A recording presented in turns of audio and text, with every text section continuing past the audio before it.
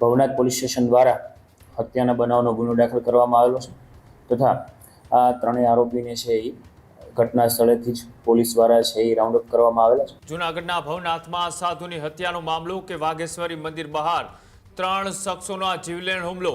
પોલીસે ત્રણેય આરોપીઓને સ્થળ પરથી જ અત્યારે ઝડપી લીધા છે। સમગ્ર ઘટનાથી ભવનાથ વિસ્તારમાં અત્યારે ચકચાર અને ભયનો માહોલ છે કે જ્યાં એક સાધુની કરપીણ હત્યા પાછળનું કારણ શું તેના કારણે અત્યારે વિસ્તારની અંદર ભારે ચર્ચાઓ પણ ચાલી રહી છે। આખો વિડીયો જોતા પહેલા હજુ પણ અમારી ચેનલને સબસ્ક્રાઇબ નથી કરી તો યુટ્યુબ પર સબસ્ક્રાઇબ કરો અને ફેસબુક અને ઇન્સ્ટાગ્રામ પર ફોલો કરો।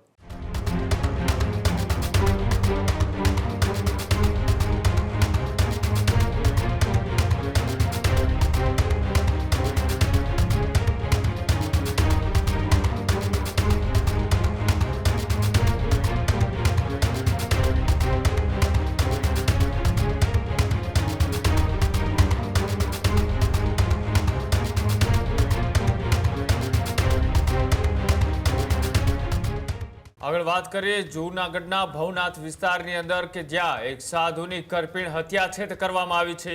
જૂનાગઢના ભવનાથમાં સાધુની હત્યાનો મામલો કે વાઘેશ્વરી મંદિર બહાર 3 શખ્સોનો જીવલેણ હુમલો।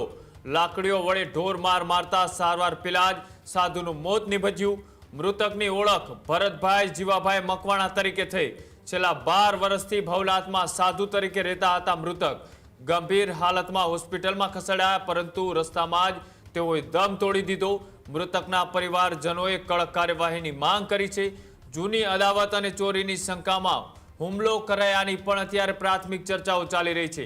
પોલીસે ત્રણેય આરોપીઓને સ્થળ પરથી જ અત્યારે ઝડપી લીધા છે। સાથે જ અતુલ મેર, અશોક બગડા અને અશોક પરમારની પણ પોલીસ દ્વારા ધરપકડ કરવામાં આવી।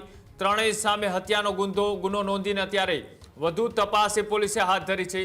આરોપીઓના રિમાન્ડ સહિતની કાયદેસરની કાર્યવાહી પણ હાથ ધરાઈ।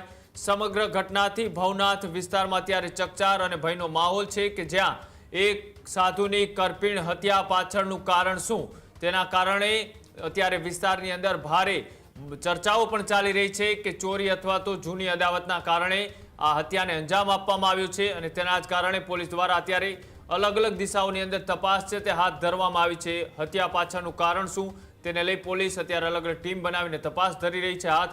ત્રણેય જે આરોપીઓ હતા એ તેમને અત્યારે પોલીસે સકંજામાં લઈ લીધા છે। ત્રણેયની પૂછપરછ ચાલી રહી છે અને ત્યારબાદ પોલીસ દ્વારા વધુ કાર્યવાહી પણ હાથ ધરવામાં આવી।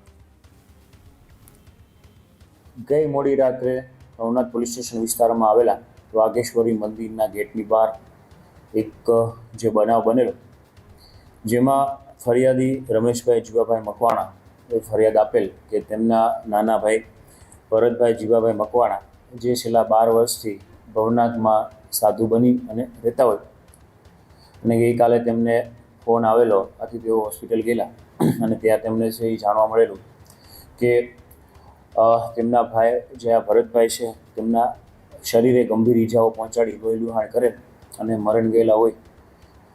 સમગ્ર બનાવની હકીકત મુજબ વાઘેશ્વરી મંદિરમાં નોકરી કરતા જમીનભાઈ વોરા ગઈકાલે રાત્રિના સમયે જ્યારે બહાર નીકળ્યા ત્યારે મંદિરના ગેટની બહાર તેમણે જોયેલું કે 3 લોકો છે એક વ્યક્તિને છે મારી રહેલા છે લાકડી અને દોરી વડે। આથી તેમને મારવા માટે ના પાડેલી, રોકેલા, પરંતુ આ રોકાયેલા નહીં।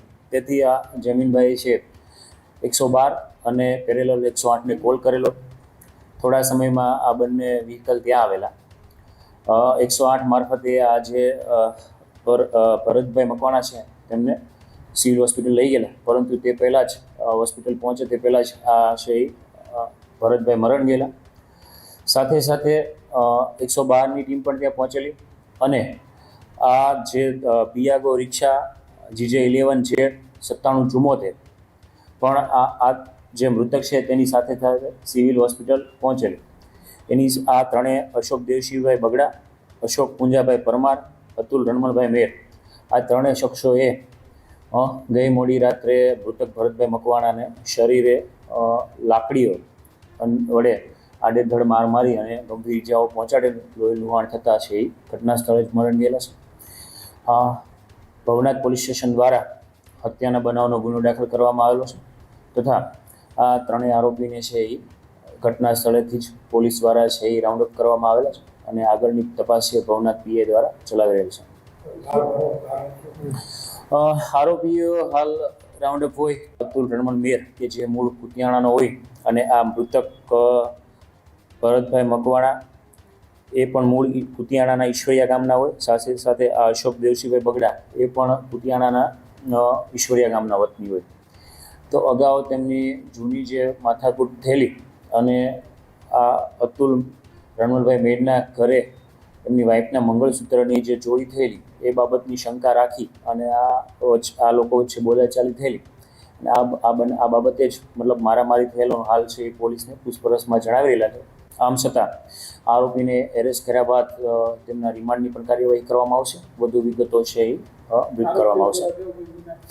આરોપીઓ પૈકી આ અતુલ રણમલ મેર ઉપર છે એ પ્રોહિબિશનના ગુના છે પોરબંદર જિલ્લામાં દાખલ થયેલા છે. અશોક બગડા વિરુદ્ધ પણ પ્રોહિબિશનના ગુનાઓ દાખલ થયેલા છે.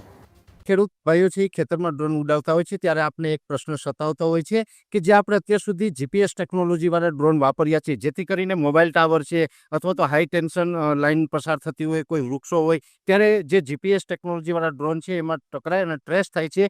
પણ એગ્રીવન લાવ્યું છે જીએનએસએસ ટેકનોલોજી ડ્રોન જેથી કરીને એ ડ્રોન છે એ કોઈ જગ્યાએ ટકરાય નહીં પોતાની રીતે જ ડિસિઝન લે છે ને મૂવ થઈ જાય છે જેથી કરીને જીએનએસએસ ટેકનોલોજી ડ્રોન છે એ વાપરવાનો આગ્રહ રાખો. હજુ સુધી તમે અમારી ચેનલને સબસ્ક્રાઇબ નથી કરી તો અત્યારે જ ન્યૂઝરૂમ ગુજરાતને સબસ્ક્રાઇબ કરો, ફેસબુક અને ઇન્સ્ટાગ્રામ પર ફોલો કરો.